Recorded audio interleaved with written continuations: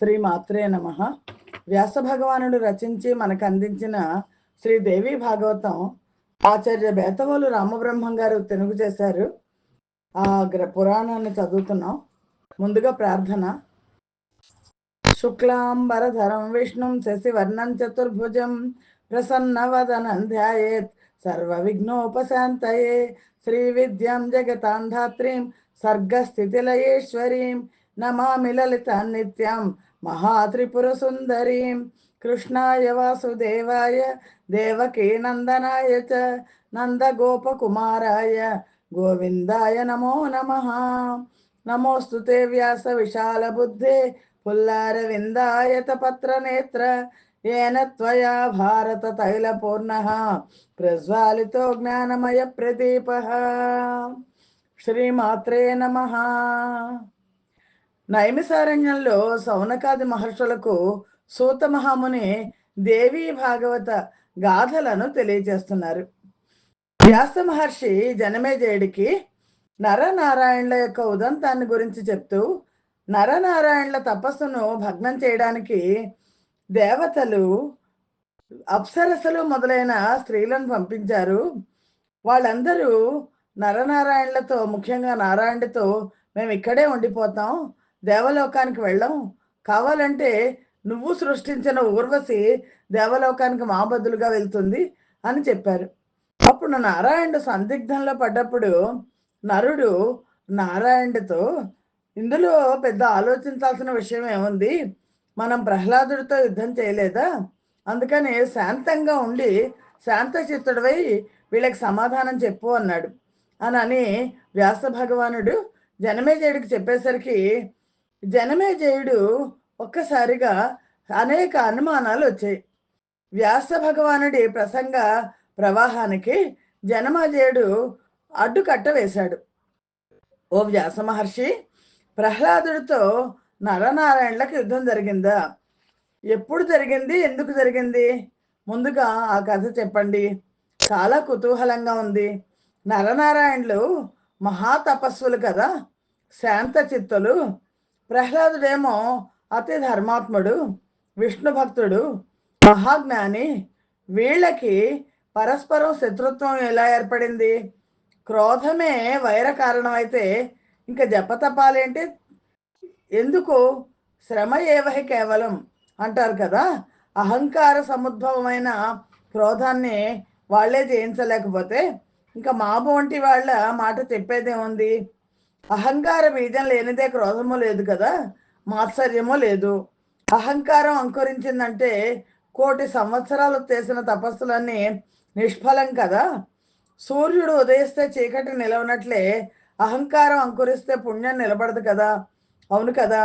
అసలు నాకు తెలియక అడుగుతాను మహర్షి, ఈ ముల్లోకాల్లోనూ ఏ కాలంలో అయినా అహంకారాన్ని జయించిన వాడు ఒక్కడంటే ఒక్కడు మత్సుకైనా ఉన్నాడంటావా? పోనీ భవిష్యత్తులో ఉంటాడా? ఇనప సంకెళ్లను తెంపుకోవచ్చు, కొయ్య గుదిబండలను వదిలించుకోవచ్చు, కానీ అహంకార బంధనాన్ని మాత్రం ఎవరు విడిపించుకోలేరు కదా అని జనమేజయుడు అన్నాడు. స్థావర జంగమాత్మకమైన ఈ జగత్తంతా కూడా అహంకార ఆవృతమే కదా. బ్రహ్మజ్ఞాని కూడా మలమూత్ర పరిదూషితమైన ఈ సంసారంలో పరిభ్రమిస్తున్నాడు అంటే అహంకారమే కారణం అంటున్న మీమాంసకుల సిద్ధాంతం నిజమేనేమో అనిపిస్తోంది. సత్యయుగం మహాత్ములు ప్రహ్లాద నరనారాయణులే అహంకార కామక్రోధాదులకు లొంగిపోయారంటే ఈ కలికాలంలో నా వంటి సామాన్యుల గతి వేరే చెప్పాలా మహానుభావ అన్నాడు జనమేజయుడు. మహాంతోపి సదాయుక్తా కామక్రోధాదిభిర్మునే మాదృశానాం కళావస్మిన్ కాకథాముని సత్తమా. అప్పుడు వ్యాస మహర్షి చెప్పాడు, జనమేజయ, కారణం కంటే కార్యం భిన్నం ఎలా అవుతుంది? ఉంగరమైన కడియమైన బంగారంతో చేసింది బంగారమే కదా. ఈ సృష్టి అహంకార ఉద్భవం, అందుచేత అహంకారం సృష్టి నుంచి వేరు కాదు. దారపు పోగులతో చేస్తే ఏర్పడుతున్న వస్త్రం పోగులు చేసేస్తే ఉంటుందా?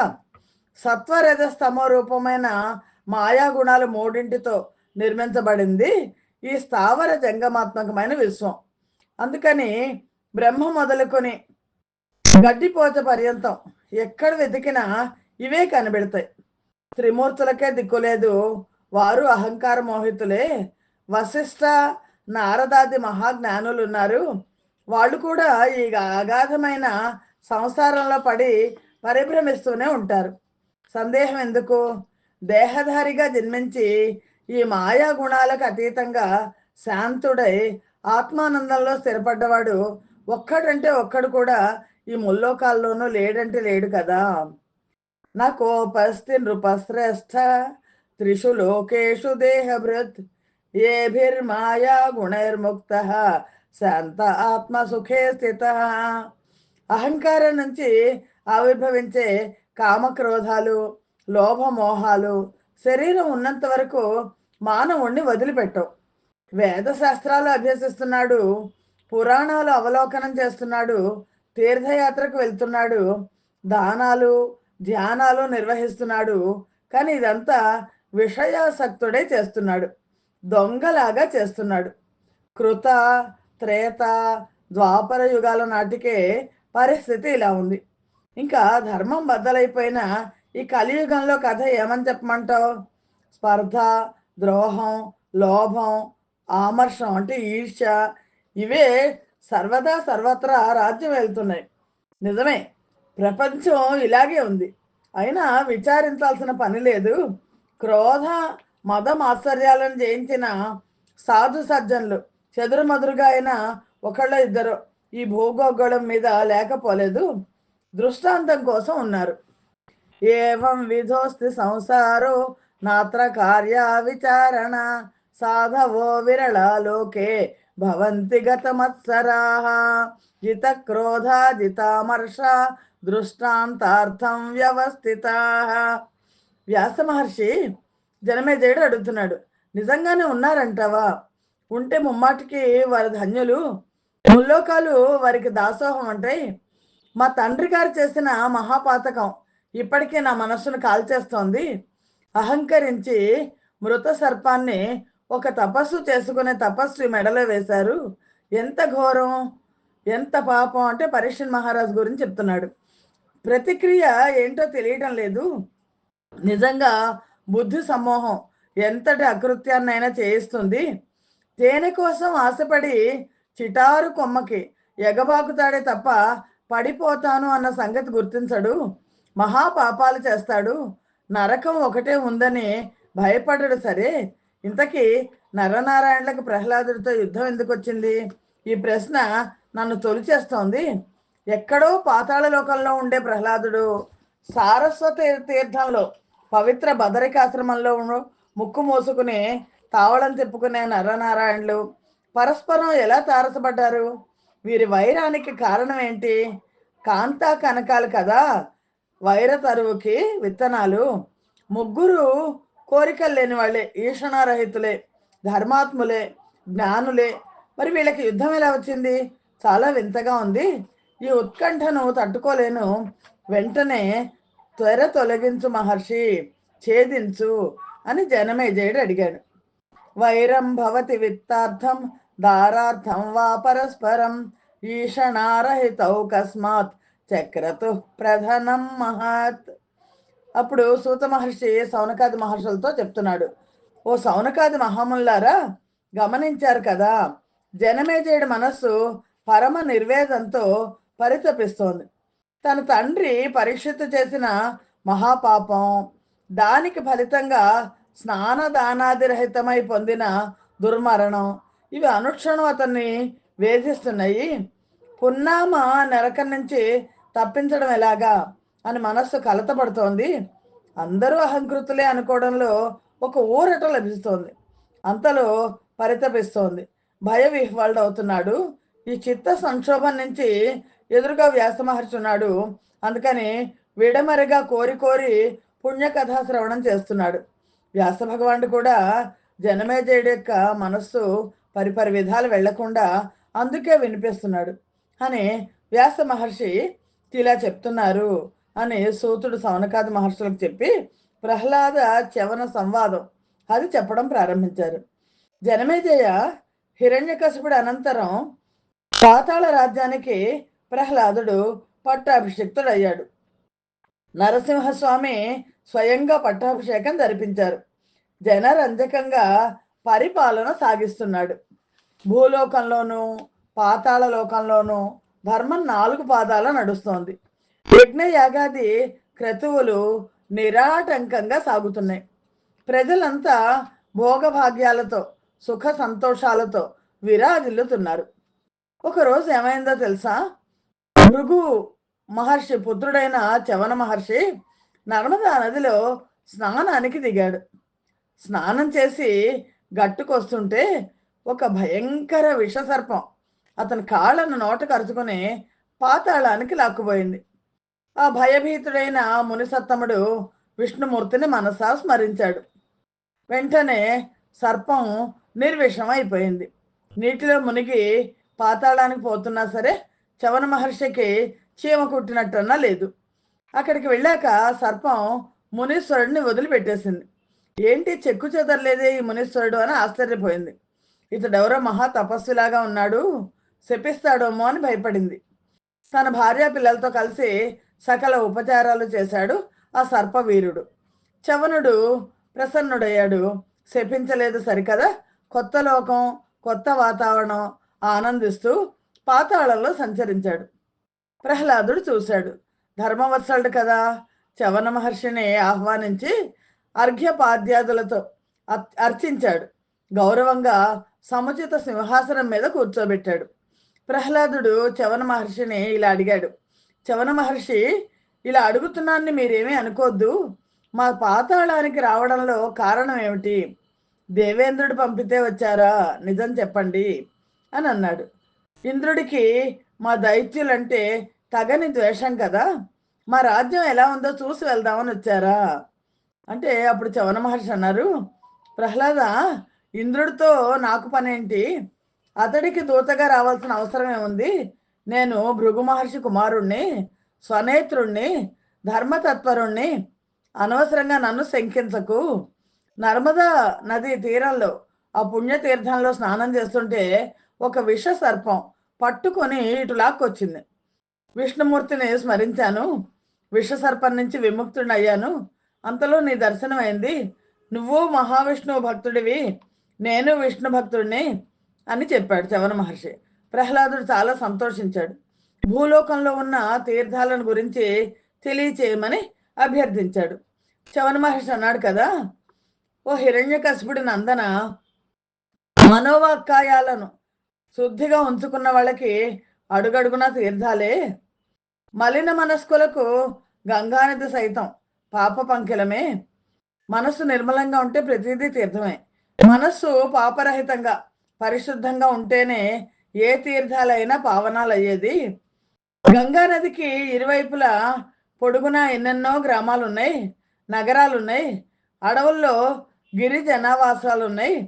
ఇన్ని జాతుల వాళ్ళు రోజు ఆ గంగలోనే ముప్పొద్దులా మునుగుతున్నారు. బ్రహ్మ సమానమైన ఆ పవిత్ర జలాన్ని తాగుతున్నారు. అయితే ఏంటి, ఒక్కడంటే ఒక్కడు ముక్తి పొందాడా? ఆ విషయాలంపటలు వెళ్ళి ఎంతటి పవిత్ర తీర్థంలో మునిగిన ఫలితం శూన్యం. అన్నిటికీ మనస్సే ముఖ్యం. దాన్ని శుద్ధి చేసుకుంటే అన్నీ శుద్ధి పొందుతాయి అని అన్నాడు చవన మహర్షి. కారణం మన ఏవాత్ర నాణ్యద్రాజన్ విచింతయ మనశుద్ధి ప్రకర్తవ్య సతతం శుద్ధిమిచ్చత. అలా కాకుండా తీర్థయాత్రలకు వెళ్ళి అక్కడ ఆత్మవంచన పరవంచనలు చేస్తే ఆ చుట్టుకునే పాపానికి అంతం ఉండదు. ఇంద్రవారుణం పక్వమైన పెద్ద పాపరకాయ ఇష్టం కానట్టే దుష్ట స్వభావుడు దివ్య తీర్థంలో 1,000,000 సార్లు మునిగిన పవిత్రుడు కాలేడు కదా. అందుచేత అన్నిటికంటే ముందు మనశ్శుద్ధి ఉండాలి. అది ఉంటేనే ద్రవ్యశుద్ధి సిద్ధిస్తుంది. అటుపైన ఆచార శుద్ధి, ఇవన్నీ ఉన్నవాడికే తీర్థం తీర్థం అవుతుంది. లేకపోతే అదొక రేవు మాత్రమే. అక్కడ ఏవేవి ఎంతెంత చేసినా శుద్ధ దండగా. నిజానికి వీటన్నిటికన్నా భూతదయ చాలా గొప్పది. నువ్వు తీర్థాలను గురించి అడిగావు కనుక వాటిని గురించి చెప్తాను విను. భూలోకంలో లెక్కలేనన్ని తీర్థాలున్నాయి. వాటికి ఏం కానీ ఉత్తమోత్తమమైన తీర్థరాజ్యం ఒక్కటే ఒకటి నైమిసారణ్యంలో చక్ర తీర్థం. దాన్ని పుష్కర తీర్థం అని కూడా అంటారు. మిగతా తీర్థాలు ఎంతకంతే అని జనమేజయ వ్యాస మహర్షి చెప్తున్నాడు. చవన మహర్షి ఇలా చెప్పేసరికి ప్రహ్లాదుడు చాలా సంబరపడ్డాడు. తన రాజ్యంలోని దైత్య ప్రముఖులందరినీ సమాయత్తం చేసి వెంటనే నైమిసారణ్యానికి బయలుదేరాడు. పుండరీకాక్షుణ్ణి పీతాంబరుణ్ణి దర్శిద్దాం, తరిద్దాం, రండి రండి అని ప్రయాణం అయ్యాడు. నైమిసారణ్యం చేరుకున్నాడు. చక్రతీర్థంలో చిత్తశుద్ధిగా స్నానం చేశాడు. విమలోదకాలతో విరాజిల్లుతున్న పుణ్య నదీమ తల్లి సరస్వతిని సందర్శించాడు. ముమ్మారు మునిగాడు. మనస్సు ప్రసన్నమైంది. యథావిధిగా అనేక దానాలు నిర్వహించాడు. కానీ ఈ సమయంలో ప్రహ్లాద నరనారాయణ యుద్ధం జరిగింది. అది ఎలా జరిగిందంటే, ఆ నదీ తీరంలో తండ్రికి తీర్థ విధులను నిర్వర్తించడానికి అనువైన చోటు కోసం అన్వేషిస్తున్నాడు. సమీపంలో ఒక పెద్ద మర్రి చెట్టు కనిపించింది. అక్కడికి చేరుకున్నాడు. కార్యక్రమం ముగించాడు. విశ్రాంతి తీసుకుంటూ పరిశీలనగా చూసేసరికి అక్కడ కొన్ని బాణాలు కనిపించాయి. అవి విభిన్న జాతులవి. అన్నిటికీ గద్ద ఈకలు కట్టిపడి ఉన్నాయి. బాణాల వేగం పెరగడం కోసం పక్షీకాలు కడతారు కదా, పదునుతో తెల్లగా తళతళలాడుతున్నాయి. ప్రహ్లాదుడు ఆశ్చర్యపోయాడు. ఇవి ఎవరి బాణాలు చెప్పమా అనుకున్నాడు. ఇది పరమ పావనమైన తీర్థం, పరమ ప్రశాంతమైన ఆశ్రమం. ఇక్కడ ఈ క్రొవ్వాడి నారాచాలు ఏంటి, నారాచ బాణాలు సాలోచనగా నలువైపులా పరికిస్తుంటే ప్రహ్లాదుడికి ఇద్దరు నవ వయస్కులైన మునీశ్వర్లు ధ్యానం చేసుకుంటూ కనిపించారు. వాళ్ళు కృష్ణాజినధరులు, జటాభార సమన్నతులు. జింక చర్మం కట్టుకుని ఉన్నారు. జడలు కట్టేసి ఉంది తలంతా. నరనారాయణులు. వాళ్ళ ముందు 2 ధనుస్సులు ఉన్నాయి. నరుడి ముందు అజగవము, నారాయణుడి ముందు సారంగము. వాటితో పాటే అక్షయ తోణారాలు, అంటే ఎప్పుడు బాణాలు తరిగిపోని అమ్ముల పొదులు కూడా ఉన్నాయి. వాటిని అలా ఉంచి ఇద్దరు నిశ్శబ్దంగా ధ్యానం చేసుకుంటున్నారు. ప్రహ్లాదుడు చూశాడు. ఎందుకో ప్రహ్లాదుడికి ధర్మ విరుద్ధంగా అనిపించింది. చాలా కోపం వచ్చింది.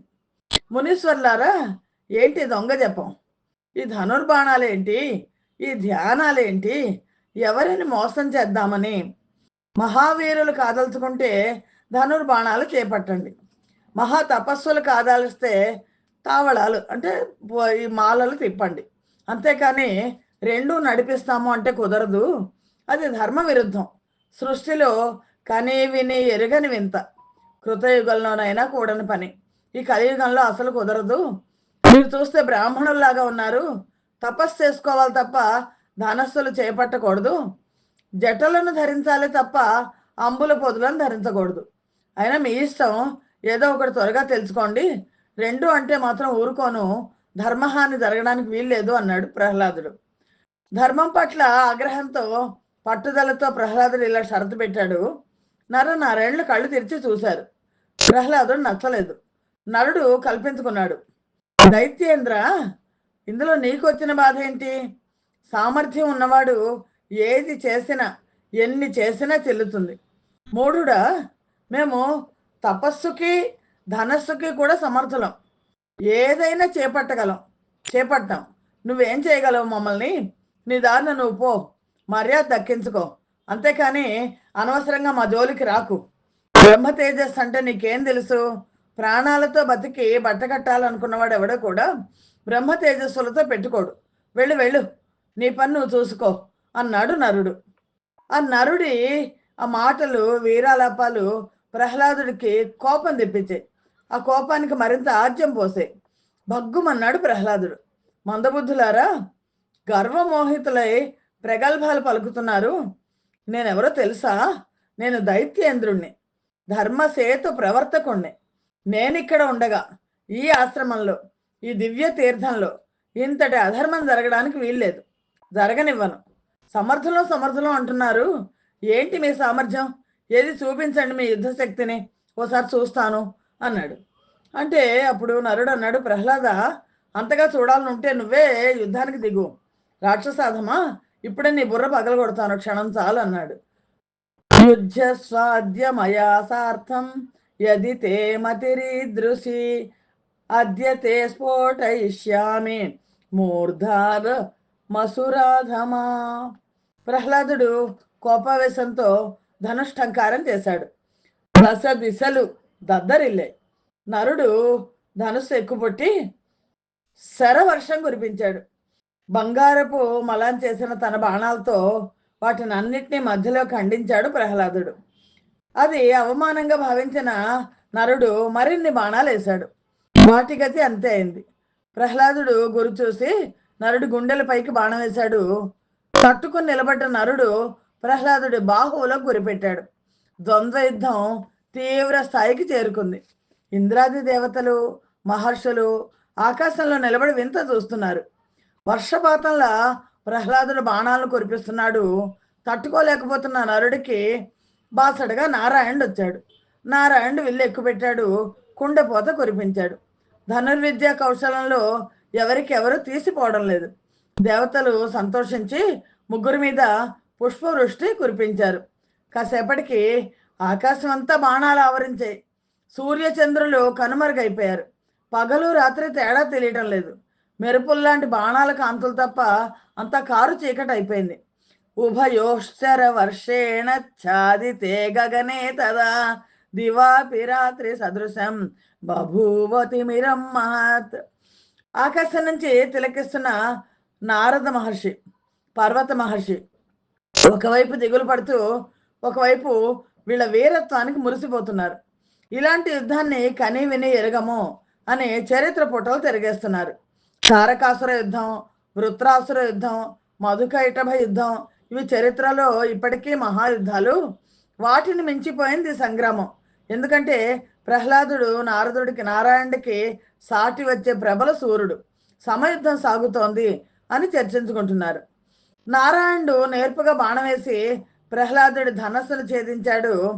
అప్పుడు ప్రహ్లాదుడు మరొక విల్లును స్వీకరించాడు. దాన్ని ఖండించి తన లాఘవం చూపించాడు నారాయణుడు. ఇలా చాలా ధనస్సులు భగ్నమయ్యాయి. ప్రహ్లాదుడికి ఒళ్ళు మండింది. పరిఘ అనే ఆయుధాన్ని విసిరాడు. అది సరాసరి వెళ్ళి గుండెల్ని తాకబోతోంది. 9 బలమైన బాణాలను ఒకేసారి వేసి దాన్ని తుత్తునియలు చేసి పరిహసించాడు నారాయణుడు. రెప్పపాటు సమయమన్నా ఇవ్వకుండా మరో 10 బాణాలను సంధించి ప్రహ్లాదుడి శరీరానికి తూట్లు పొడిచాడు. ఈసారి ప్రహ్లాదుడు దృఢమైన ఇనప గదను విసిరాడు. అది ఊహకందనంత వేగంగా వచ్చి నారాయణుడి తొడలను ఢీకొంది. అయినా అతడు చెల్లించలేదు. ప్రహ్లాదుడికి చాలా అవమానం అనిపించింది. వెంటనే శక్తి ఆయుధం ప్రయోగించాడు. నారాయణుడు దాన్ని లీలగా ఒకే ఒక్క బాణంతో 7 ముక్కలు చేశాడు. 7 బాణాలతో 14 ముక్కలు చేశాడు. ఇలా వ్యాస మహర్షి చెప్తున్నారు, జనమేజయ ఇలా నరనారాయణులతో సమఉజ్జయిగా నిలబడి ప్రహ్లాదుడు 100 ఏళ్ళు దివ్య వర్ష శతం యుద్ధం చేశాడు. ఎవరికి ఎవరు తీసిపోలేదు. అలుపు సొలుపు లేదు. భీషణ సంగ్రామం సాగుతోంది. ఇరు పక్షాల వాళ్ళకి కూడా ఆశ్చర్యంగా ఉంది. శ్రీ మహావిష్ణువు ప్రహ్లాదుడి ముందు ప్రత్యక్షమయ్యాడు. చతుర్భుజుడు, రమాకాంతుడు, చక్రధారి హిరణ్యకశిపు నందనుడు వెంటనే పరమానందం పొందాడు. పాదాభివందనం చేశాడు. మనస్సులో మాట అడిగాడు, వేల యుద్ధాలు చేశాను, ఇంతకాలం పాటు జయలక్ష్మి వరించకపోవడం ఎన్నడూ లేదు. ఈ నరనారాయణులు ఇద్దరిని నేనెందుకు జయించలేకపోతున్నాను, సందేహం తీర్చమని అడిగాడు. అప్పుడు శ్రీ మహావిష్ణువు ఇలా సమాధానం చెప్పాడు. నాయన ప్రహ్లాద, వీళ్ళిద్దరూ ఎవరనుకుంటున్నావు? నా అంశతో జన్మించిన మహర్షులు, జితేంద్రియులు, నరనారాయణులు. అందుకని అపజయం అనుకోకు. నీ రాజ్యానికి నువ్వు వెళ్ళు. ఇంకా ఎప్పుడు వీళ్లతో కానీ వీరి వంటి తాపసులతో కానీ విరోధం పెట్టుకోవద్దు, కలహించద్దు అని మహావిష్ణువు చెప్పడం ఏంటి? ప్రహ్లాదుడు రణరంగం విడిచిపెట్టి తన వాళ్ళందరితో కలిసి పాతాళానికి వెళ్ళిపోయాడు. నరనారాయణులు మళ్ళీ తమ తపస్సును తాము కొనసాగించారు అని సూత మహర్షి సౌనకాది మహర్షులకు చెప్తున్నాడు. సౌనకాది మహర్షులారా, వ్యాసుడు చెప్పగా ఈ కథ విన్న జనమేజయుడికి మౌలికంగా ఒక ధర్మ సందేహం వచ్చింది. సవినయంగా అది అడిగాడు.